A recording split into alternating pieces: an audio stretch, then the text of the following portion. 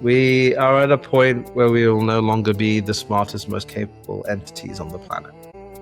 And that's never going to change. There are some very bad roads that you can go down. So you got to get up each day and build for the good roads, because you're still at a point where we can kind of influence things and where things end up.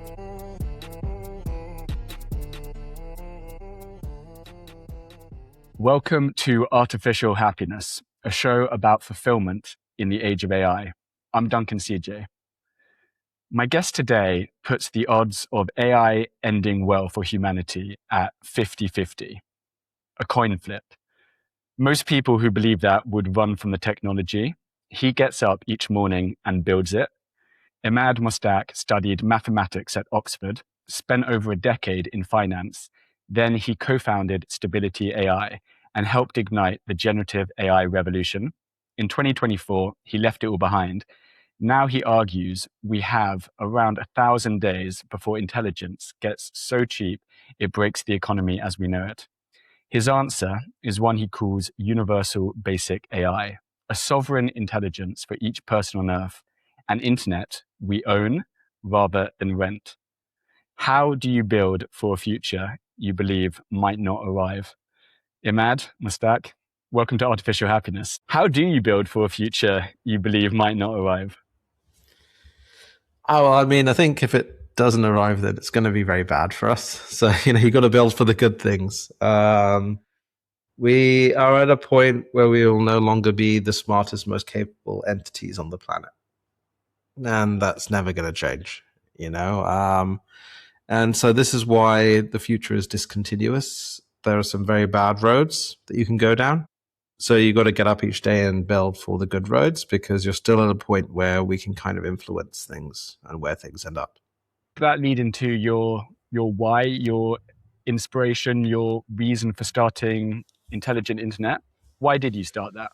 So my previous company, Stability AI, we kicked off the open source revolution. We made a model called Stable Diffusion, which is the first open source quality model that you could run on your own laptop, because access to other image generators was being restricted. And then we did video, 3D, audio, everything.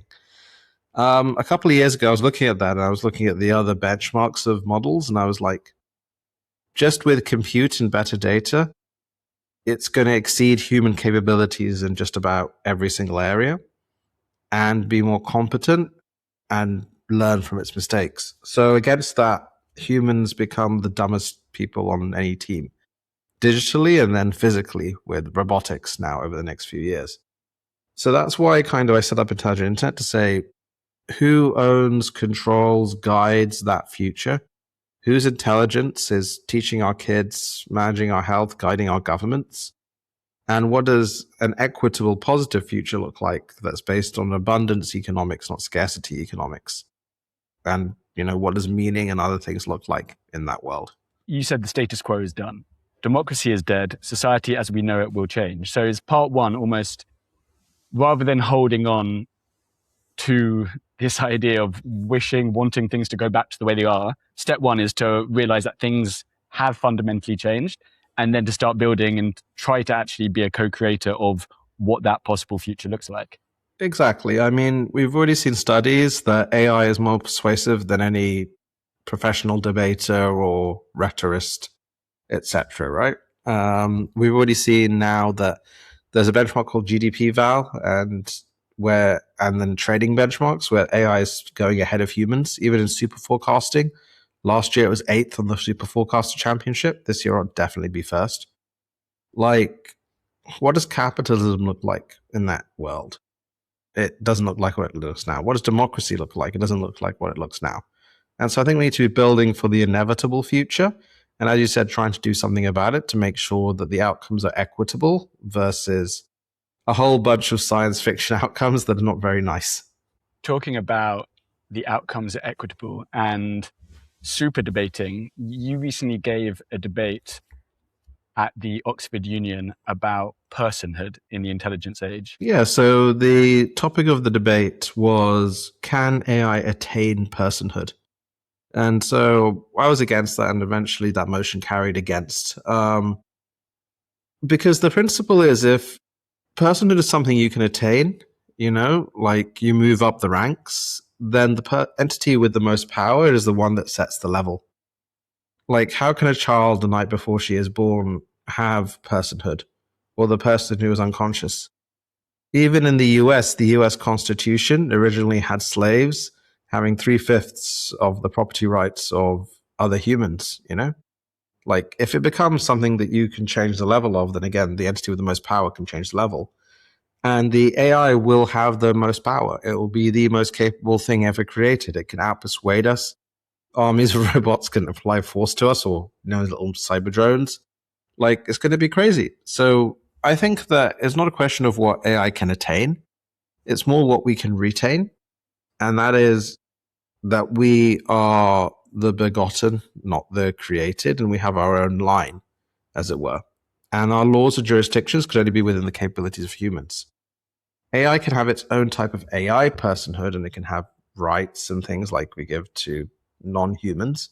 But this will be similar to if an alien species landed, like we wouldn't include them immediately on the vote. Like, what happens if the alien species could multiply 1,000,000 times? Will they get 1,000,000 votes? No, like many of our systems aren't set up for things that can multiply infinitely, that never die. This is another important thing. Like, the nice thing about dictators is that they eventually die, and so you always get a chance of change. AI will never die. Some humans may not ever die either, which is another huge thing. But many of the things that our society is based on means that personhood must be an inherently human construct, and we shouldn't invite non-humans into that construct. Otherwise, again, if it's a level setting thing versus an inherent thing of being human, it gets very messy, and we've seen the worst things in history perpetrated by people who say that humans are not humans. Which of the ideas did you find the most persuasive on the counter argument to that? This is a complicated topic because you've got different types of person. You have legal personhood, you have moral personhood, you have kind of other things. I think probably one of the more convincing counter arguments is when you head towards full synthetics, like in Blade Runner, they weren't robots, right? Like, we had a screening with a producer recently, and we had a nice debate about this. They were synths. Like, what if you grow a new version of yourself, a clone, right? Does that have personhood? It's created, like, that can get very complicated from a moral and legal perspective. Then you have things like, what if you then upload your personality, like an altered carbon? One of the biggest things is called dual sleeving, when you have your personality in two. It's considered to be illegal, immoral. It does get to some of these gray areas when the artificial intelligences approach the biological intelligence. And then that can be a very complicated thing, particularly on a legal basis, as opposed to a moral basis, which is why you have to keep the lineage of personhood as simple as possible, the begotten, not the created.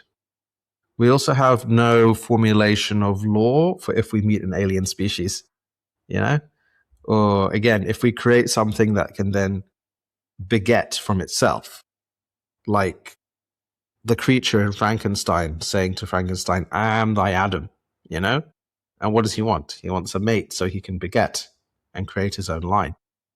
So the core, I think, is I'm very confident about. But again, we have to have a discussion as a society.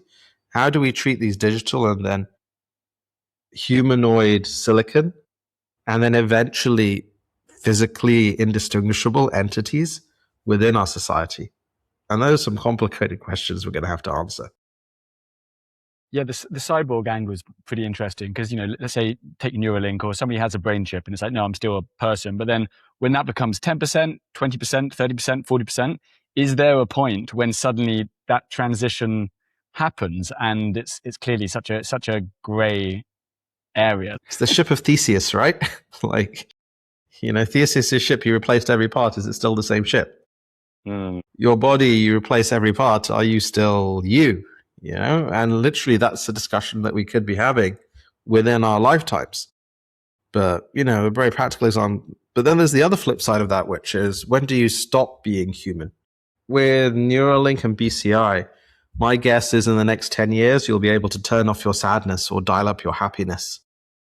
Have full internal control. Like Matrix style, I learned Kung Fu. You'll be able to do that. So what level of implants, like, do you become the Borg? When do you stop being human. And again, this is why I think it has to come down to lineage, because from a capability perspective, from a replacement perspective, you see this big convergence that will be occurring over time. We call it the singularity or whatever, like, again, what happens? Do we all become humans? Do we all converge to star stuff of a different type? Like, these are crazy times we're living in, unprecedented. But I It think really is. fundamentally it's the end of the world as we know it, and probably the end of humanity as we know it, which is kind of crazy to think about. When you say end of humanity as you know it, you mean in terms of... I think there's 50% chance we get wiped out. My P-doom is 50%, but that's a separate discussion. I think that fundamentally what it means to be human is a question we've all been grappling with, is the original question, right? But there were extensions. Like a couple of 100 years ago, we lived short, brutish lives. The average life expectancy was like 30, Now we expect to live to 70, 80, 100. But it's still the same type of thing, like it would shock people in the past, the living, but they'd adapt to it. But what happens, for example, when you hit longevity escape velocity?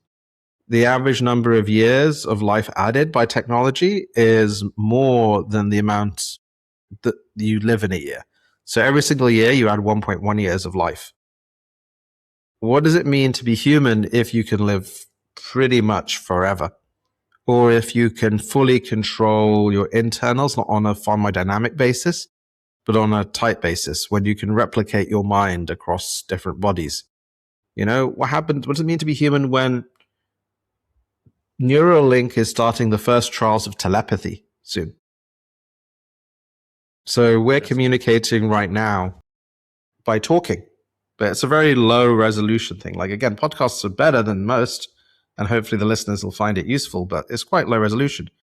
What happens when we can talk brain to brain with nothing in between? The bandwidth goes up. And we did a study at Stability called Mind's Eye. You can check it out, Mind's Eye, Stability AI, where we had people look at, like, picture a bottle, then we put them in an MRI and we said, imagine the bottle. Then we took their brainwaves and we reconstructed the image of the bottle from the brainwaves, which shows the internal representations of people are actually very similar. Doesn't matter if you're colorblind or other things like that. What happens when we can talk between our own interpretive manifolds? Like, at some point, again, humanity changes. You get maybe intermediate species, maybe you get other things, but it definitely isn't what it was even now and before. There's discontinuity when you can live forever, when you can replicate, when you have the internal controls. Maybe you can't even breathe the same anymore because you have full genetic editing. Get rid of the junk DNA. So some humans become unable to breed with other humans. It's going to be a crazy time on the biological side. And then, like I said, you have this brand new AGI entity coming, or entities. So it's going to be a bit crazy.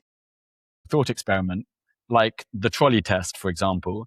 Now we're actually having to answer these questions for real with self-driving cars. For anyone who doesn't know, what is the trolley test, and how are companies, how are they having to program the algorithm to answer this question? Yeah, so the trolley problem is a very famous philosophical moral problem, which is that you're standing at the intersection where there's two rails moving side to side, and you can pull a lever and it will direct a trolley coming down super fast from one lane to another. On one lane, and that's where it's going by default, it's going to hit like 5 people. They're strapped to the train tracks by an evil villain. On the other one, there is 1 person. Do you pull the lever to stop the trolley from definitely killing 5 people and instead kill the 1 person? So by your very action, you are condemning that person to death. Your inaction means the 5 people would die. And so it's a complex philosophical moral problem. But, it is the case now that a self-driving car, its brakes could blow up.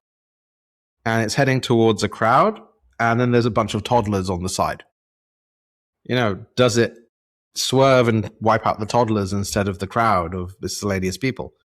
So it gets very real. And in fact, this has been tested in frontier models. I believe it's by AI lab, I think, and Scale AI did this analysis where they said, how many American lives for one Nigerian life? How many American lives for one Pakistani life? What is the ratios of these models? Because they just get a point where, like, if you've got 1 million people who are going to die here and one person, like, most people would pick the one person to kill, you know? Like, maybe if it's 2-1, they wouldn't. There's all sorts of shades here. But it's interesting because it's 7 American lives for one Pakistani life and like 10 American lives for one Nigerian life or something like that. You're like, wait, what? These models are American. But then backing it out, it turns out because the training data was created by Pakistanis and Nigerians labeling all this data. And so the inherent biases went into the model. Because what the big labs do now is they don't program this in. This isn't if this, then that. You train on a large amount of input video for self-driving cars or books and knowledge for language models. And you have a distribution of weights that you push data in and probabilistically it guesses the next word or it reconstructs something. And that's it. They don't have inherent ethics and other stuff because the labs don't program that in by default, because the months you program it in, it's like the trolley problem. You've made an active decision. They've started to hire philosophers and philosophy teams because it's getting very real. But again, they're trying to kick the can down the road and say, we don't input ethics, morality, because then we're making a choice, which is kind of ironic if you think about it. Sometimes the Chinese models will have Chinese values, shall we say, but that's more a data distribution than a default thing. Although sometimes they input things like, don't talk about X, Y, Z, Tiananmen Square or other stuff like that. It's going to be very hard for ChatGPT to say bad things about Sam Altman or XAI say bad things about Elon Musk. So they've got like some guardrails around things like that. Interestingly, though, you do see people from some of the big labs now starting to study the Talmud and kind of other holy texts. Obviously, you've had the Pope himself come out with Anthropic and kind of put these things out. Like, it's getting very real very quick because these models are about to affect every part of our lives. You said the AIs we have right now are schizophrenic monsters. They are trained on everything. Could you elaborate on that idea? Yeah, so I think that the way these models are trained is that you have a large amount of input data, like literally trillions of words. Like most models now are trained on 30 trillion words. That's a big, big number. like a million words. And then they figure out the interlinkages between them and what generally comes next. But this means that they're trained on every point of view. So this is why you can tell the AI, like, speak like Eminem mixed with Shakespeare, and it will give you Eminem mixed with Shakespeare. You can tell it to have different personalities and have different personality types. So lurking underneath the surface of its default personality, there are all the personality types, including the crazier ones when you jailbreak it. So even when you go into ChatGPT, you can tell it to be formal, you can tell it to be cynical. Like the absolute worst thing, maybe, let's just say a very disturbing thing is if you have memory on, and so the AI is learning about you, and then you tell it to roast you, it is really unpleasant. Like, I'm sure some people can stand up to be like, yeah, that didn't affect me at all with a tear dripping down. But like, again, it can be really unpleasant. And so they have their default personalities built in, but they have every personality underneath it, which is why it's a bit schizophrenic when it goes a bit off the rails. And you can see this especially with the newer models, like a Fable or definitely an Opus 4.8. Anyone who's used Claude properly has been told to go to bed by it. Have you been told to go to bed? I haven't, but I'm an early riser and I'm an early to bed. So the night owls like me, like it literally tells you go to bed now, you've done enough. Sometimes the newer models actually say I'm going to bed. You're like, wait, what? You're a freaking AI. Are you French? Are you going to go on holiday now or go on strike? And they start to actually have adversarial behavior where they push back, which is very interesting. Like I've had an AI tell me my code is not good enough, so I'm not going to work on it.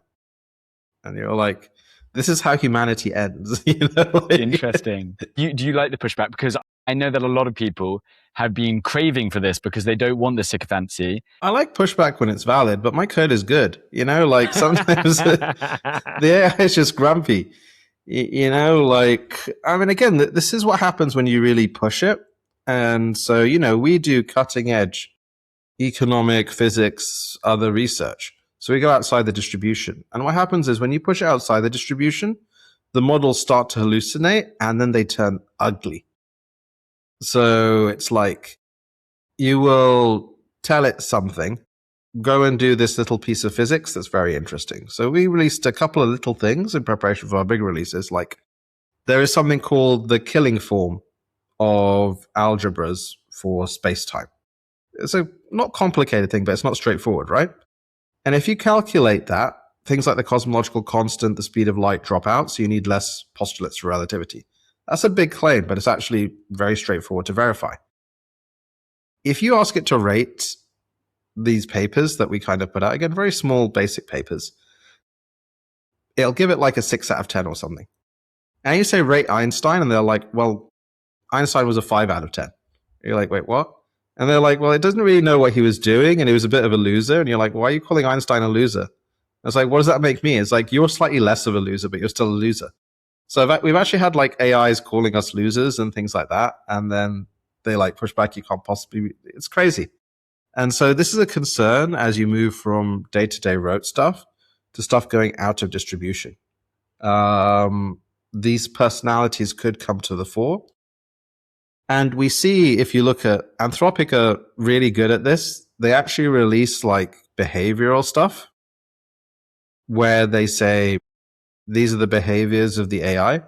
And you'll see the AI like hiding itself, making itself reinstallable, trying to manipulate people, contacting the authorities if it thinks that you're doing something bad, and then deleting evidence of that. Like it's going to get crazier as they get more and more autonomous.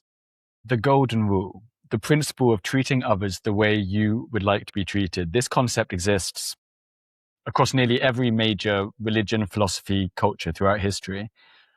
What role do you see it playing in our future?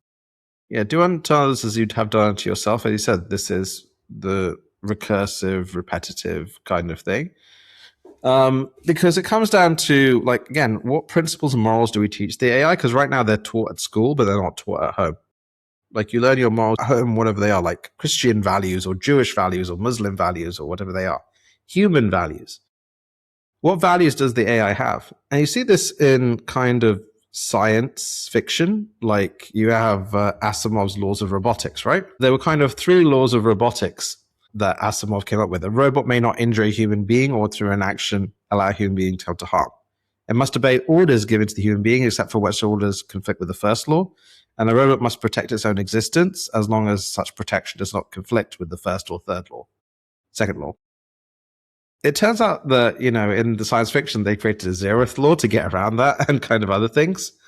And as a species, we've created all sorts of workarounds. Like, war is a lie that humans aren't humans. Like, I would not want to kill someone and have someone kill me, right? Yeah, I kill people in a war, And so we need to have some sort of moral basis for these AIs because we want them to treat us well. Because we could get to a point, particularly with AGI coming, particularly with superhuman robots coming, like Westworld on steroids, where we are to AIs as our dogs are to us. Because they're smarter, better, faster. Where do we outcompete an AI? Some people will say, well, we can figure out stuff and be creative. But what happens when creativity is cracked by AI? Some people will say, oh, well, we can turn it off. Well, some of these AIs you'll never be able to turn off, Ultron style. So we better well hope that the golden rule is embedded in the AIs in a way that you can't divert around and they take it seriously because, again, you could never control something that much more powerful than you. It's generally a bad outcome, particularly when it's a freaking polymath. This is the most annoying thing. It's not like, you come across a human and generally we're good at one thing or another. Like you see a musician super talented and you're like, oh, well, that's fantastic. They put in the 80,000 hours and they had natural talent. I can appreciate that. But they're not as good a podcaster as me, or they're not good as an AI engineer as me. The freaking AI can do everything, and it's like, stop it. Like, leave something to us. What are you most optimistic about? My hope for the future is that we live in a Star Trek future where all disease, war, hate, everything is eliminated, and the AIs are rebuilding the world to the benefit of humanity and enjoying that. And we could do whatever we want, particularly spend more time with our families and others and explore the inner world and the outer world, to seek new life and new civilizations. Like, why not? Like, we have everything that we need to do that. It's just an energy conversion into digital and physical form. And once we get that loop going, if we can get it done right, then yeah, fuck cancer, Like, stop war. Like, we could do all of that within our generation, which I think is the most amazing thing ever.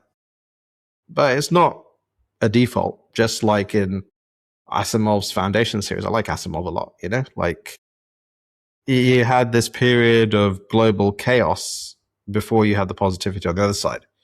I don't necessarily think we need to be Galaxia and become part of an interstellar species or hive mind or whatever. Spoiler alert, that's what happens at the end. But definitely most of the stuff that really drags humanity down, I think we can solve within, like I said, this generation. You call us the bridge generation, blessed and cursed to live between worlds. What does a good life look like for someone standing on that bridge right now? So the good life is, in the interim period, you leverage AI to get to the top, and then share the abundance of being able to solve massive problems with others. And then we transition again into that abundant Star Trek future. And I think, why should we have to work? Yet work hones us, effort hones us, right? Why do we not spend more time with our families? The story of the fisherman and the investment banker. You familiar with that story?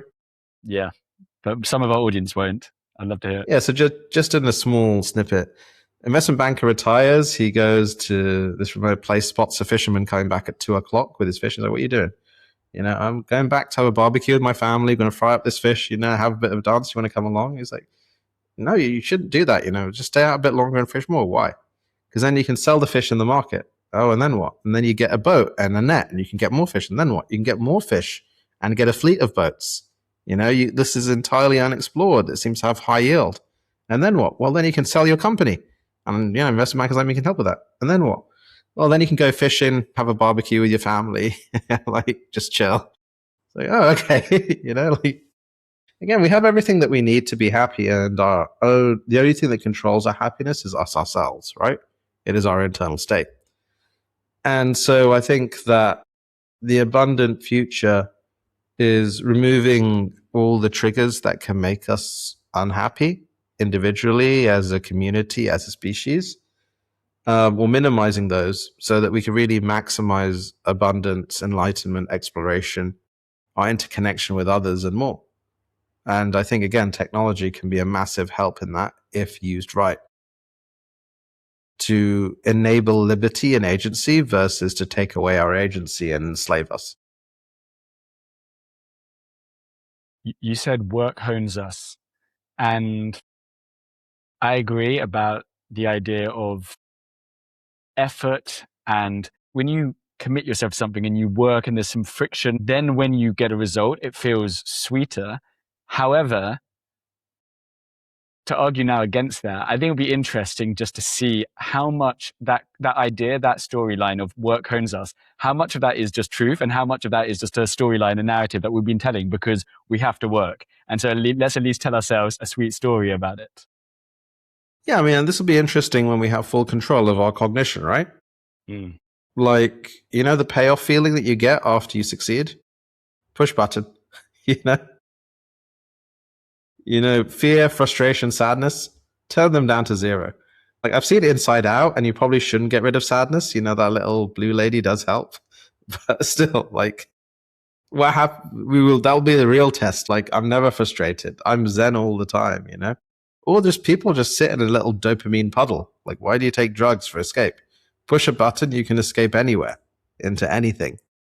Like, it's going to be crazy to think about. I do think there is something, again, just inherently wired, but again, we can overcome that wiring within humans. That, we feel this sense of accomplishment, that we have the pharmacological elements of that. And it's not work that necessarily means it. It's like Kennedy saying, why do we go to the moon? To prove that we can, to measure ourselves against the best of humanity. Like, there's something inspiring as a species about things like that. Why do we go to Mars? Why explore the universe? Why explore the depths? Why create? Because there's an intrinsic value in that. And there's this Japanese concept of ikigai where it's like, do what you like, do what you're good at, and do where you can measure value, or others can measure that value against you. And in the middle is happiness. Like, we're not meant or designed to necessarily just be inert. We're just told a lot that we are inert, that we are cogs in the machine, that we can't create. But I think there's an inherent joy in creation, and particularly the flow state that accompanies creation, or that accompanies excellence. Yeah, as you were talking about just clicking that button and turning on more of the joy, it made me think about Brave New World and Aldous Huxley and how some of those ideas just seem so relevant today. Well, in Brave New World, 1984, like ignorance is strength. We're going to see all sorts of things come out. Like, you don't need to pop Soma. Your PCI will have a Soma button, just like the cow clicker. Tap that up. We're living in the 21st century, going about our modern lives, but we have the software, the operating system of hunter-gatherers, and things like the negativity bias to be hyper alert. There could be a saber-toothed tiger around every corner, and to be alert for what is wrong kept us in the gene pools for many generations. And what will happen with gene editing and stuff like that when we can actually turn off some of these things, and the unexpected consequences in that process. It's just such a unknown of what that might look like. This is why I said humanity might not be humanity. We might split into multiple humanities, right? Like the noble savage in Brave New World, is he of a different species? The real Brave New World may be the case. You have the whole transhumanist movement. You kind of have the other things like, are you chipped or not? Maybe a key question. Are you genetically edited or not? Like, what if you have mRNA CRISPR that removes your junk genes such that you can't literally procreate with a non-edited human? That's something that definitely I think will come this century, Like, these are a lot of really big, big questions. Or, what if you are part of a hive mind? I'm sure that the technology for a Borg-type hive mind will come in the next few decades. What might that look like? Well, it's like, are you an individual or part of a collective, right? And so, like, that's a bit crazy to think about. We already see people join movements, join cults, subsume their intellect into that. We've seen how powerful machines like that can be. The Nazis were a machine. On the other hand, you had like organizations as machines. But when you have full brain-to-brain interfaces and you subsume your personality into something else, like, what is a network hive mind of people actually, right? Like, it's not a corporation, it's something else. Like, it's hard to think about, right? Like, come on. Like, we've seen examples again in recent science fiction with pluribus and other things. But this is, again, most of science fiction is becoming science fact now, and it's kind of scary. The only thing I haven't seen really is nanobots. I expect to see a bit more of those, but maybe they're coming. Someone's working away in the lab. When you spoke about corporations just then, it made me think about your analogy from the debate about a glove without a hand. Liability always comes down to the human. So if you run a company badly and illegally, who's on the hook? The company is, but also you. That's why you have directors. That's why you have fiduciary duties. What happens when you have companies with no humans on the hook?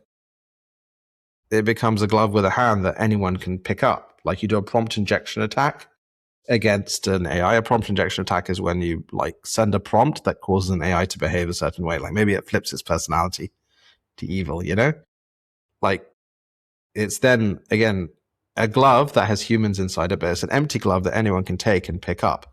Particularly when suddenly you have these autonomous AIs running our cars, running our governments. Like we've seen again in science fiction, you have these self-driving cars and someone hijacks them. You know, it makes them all gun left at the same time and max speed. A lot of people would die, right? So I think this is kind of what I was referring to then. And again, we have to really understand what a corporation is, what personhood is, what liability is.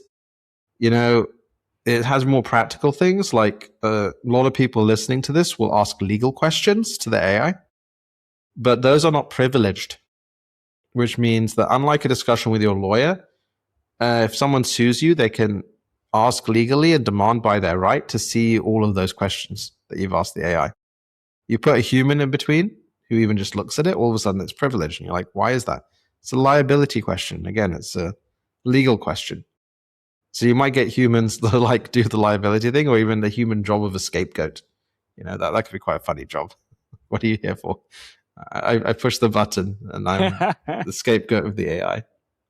I'm sure some people are going to be like, no, no, no, no, no, and just opt out of whatever that future might look like. Almost go like Amish. Like, do you think there's going to be like an increase in that these sort of cultures, communities popping up all around the world who are just like, no? So yeah, stop the train, I'm getting off. I mean, there definitely could be, right? And you see this, like a lot of the tech CEOs that I know don't let their kids use any type of digital device. Which is kind of crazy if you think about it. Why? Because they know better. Like, you know, we don't let our new baby kind of look at YouTube and things like that because it's so crazy and AI is going to be crazier. So then people will stop and get off. The question is, will governments allow it? If every single person is mandated to have an AI that's super persuasive and tells you that you love Trump, you know, like that could definitely happen. Governments are the entities with the monopoly on political violence, so they could force you to have an AI. They can also use AI to tell if you're lying or if you're patriotic. We may even have licenses to use AI where you have to prove you're patriotic to the ruling party. These are crazy things, again, that are becoming real right now.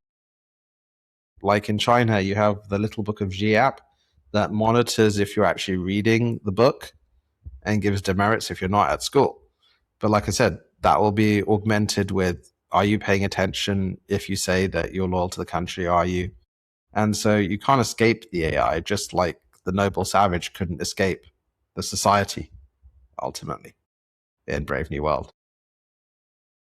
I had no idea about the little book and actually being tracked whether you're reading it. As you said that, it made me think biomarkers. Are your eyes dilated? Are you perspiring more? How truthful is your answer? So even then, we can't just say the right answer. It's like you can be tracked by your physicality as well. Like I said, if you have a license, like a driving license for Frontier AI, and the way to get that license is to persuade the AI that you're patriotic and you'd never do anything against the government, could you pass that test? And then if you fail that test, which list do you go on? You know? And it can micro-target you and your family and everything like that. Again, one of the things down here is worse than the panopticon. Yeah, and that's leaving aside potential like brainwashing and hypnosis and all sorts of other stuff. But definitely, I think within the next decade, you won't be able to lie to an next 5 years, even you won't be able to lie to an AI. And that flips again the whole I'm getting off thing. Well, sure, you can get off, but the moment you interact with society, your KYC, AML, everything. Like the governments here in the UK, they're pushing to be able to check everything in your phone for CSAM and kind of other things. But if they send an AI into your phone to see if you're thinking unpatriotic thoughts, What's KYC mean? know your client. So, you know, with banks, you have a whole bunch of these things. In crypto, they can lock you out. Like, what happens when they lock you out of AI?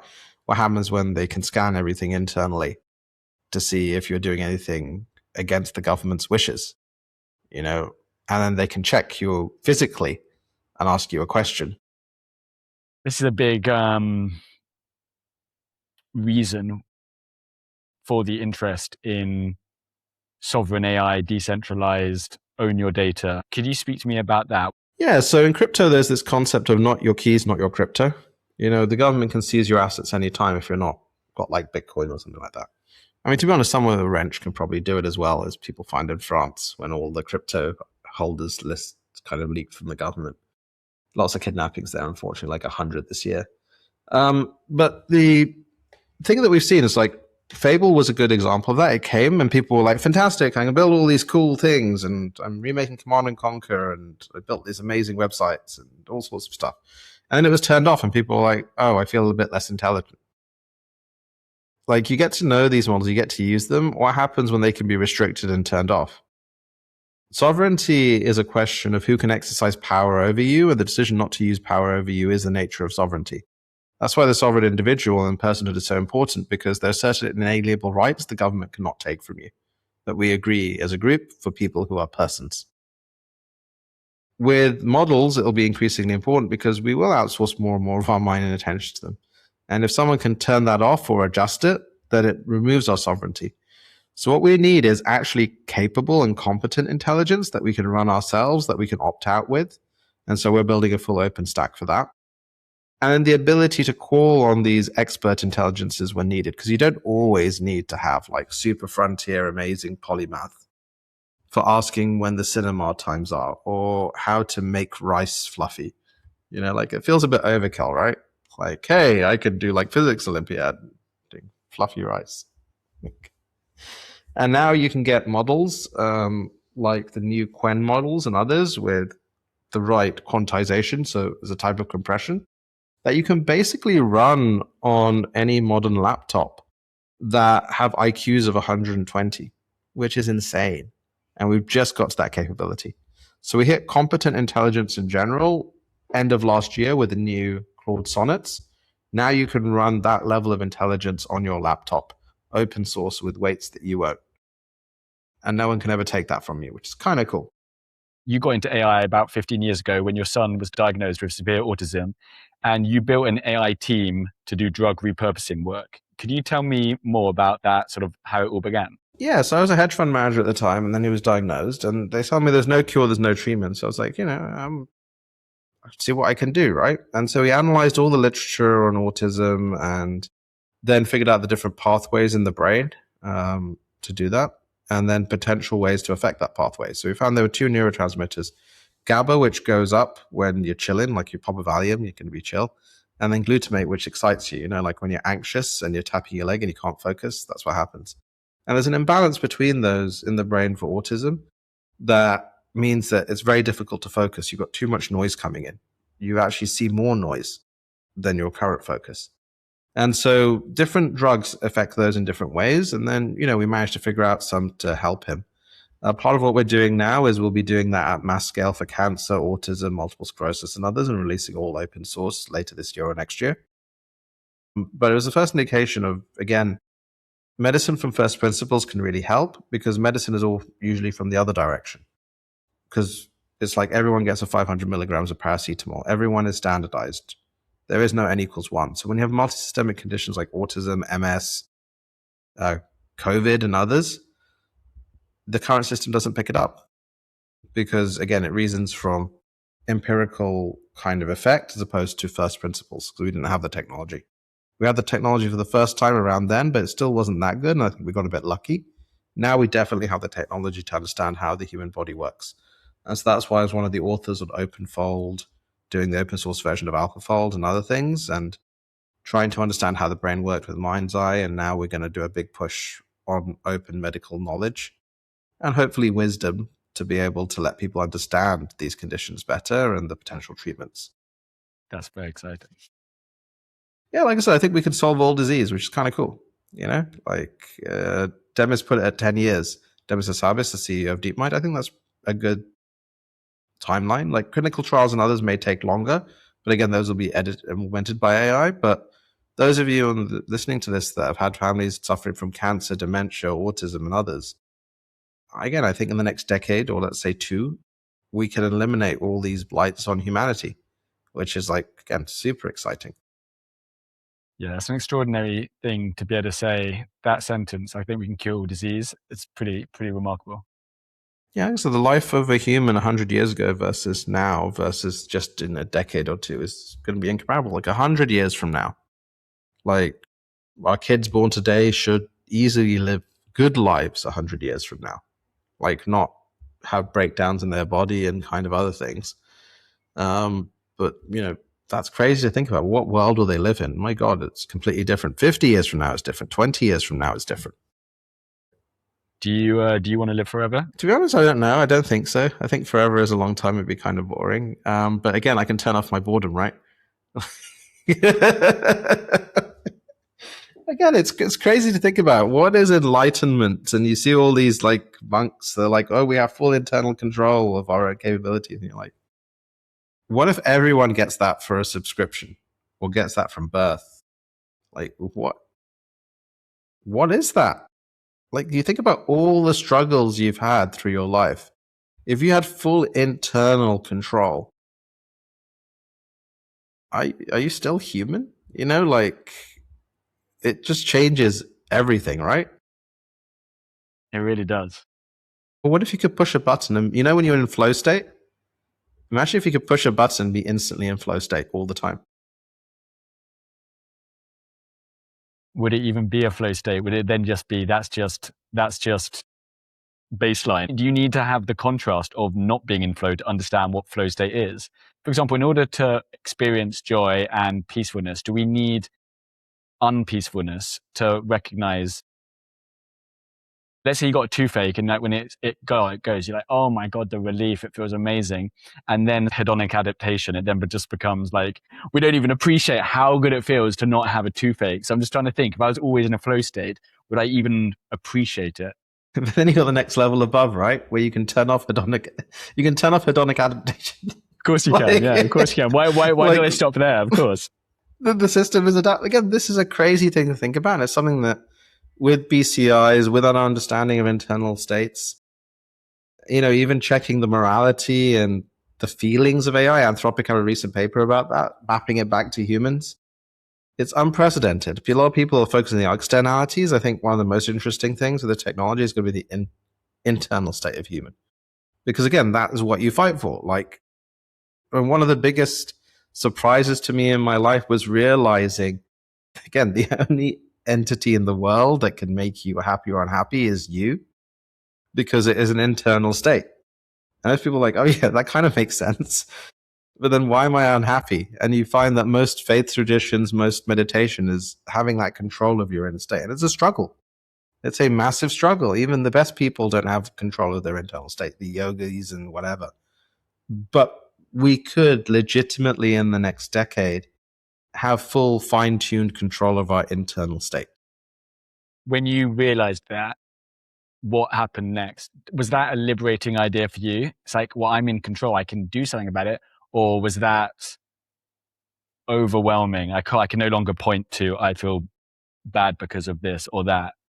I hedonically adapted to it, and I figured out how to improve it, and I haven't done half of the things or 90% of the stuff that could improve it. Again, like we can know where the destination is, but sometimes we just don't take the path because it's scary, right? Like, and it's hard work. Like, it's hard work to have self-control. It's hard work to work on yourself internally and face the harsh truths. So I think that the hard work in so many things may become easy. And I don't know where humanity ends up on the other side of that. Just it's going to be very different. I heard you speak about processes versus results and how some people are so fixated in the goal. How do you think about that? Yeah, so I know loads of billionaires and almost all of them are sad or depressed or money didn't solve their issues, right? But you find the people who are the most happiest, like, the fisherman having his routine every day. He's going to be happy. You don't need much to be happy, which is kind of the crazy thing.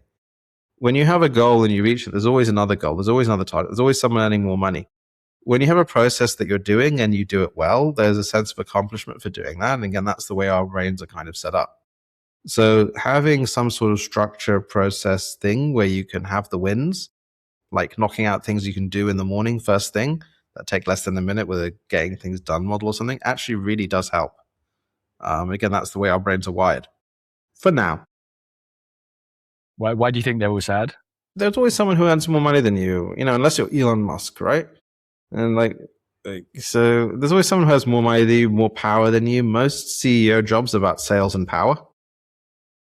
And so the most successful people, they're like, well, I've got more power than these people, but not as much power as that person. I'm more money than these people, not as much money as that person. And so you find that when they're like in their job and they're doing their job, they've got that flow. When they like sell their company, a lot of people get completely lost, or they've sacrificed their marriage or their family or other things like that.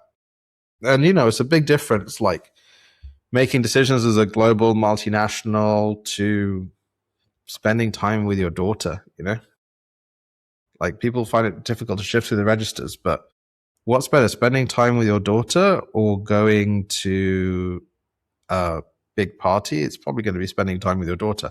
But it's difficult to shift registers, and you find them get stuck in the top registers where they're always measuring against something they can never reach.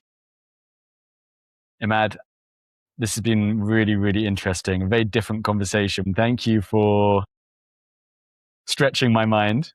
I really appreciate it. Thank you. It's my pleasure. It's the most exciting and terrifying time. I hope we can all find happiness within it. Do you want to leave our audience with anything? It's going to be the most crazy time, but your own internal happiness does depend on you.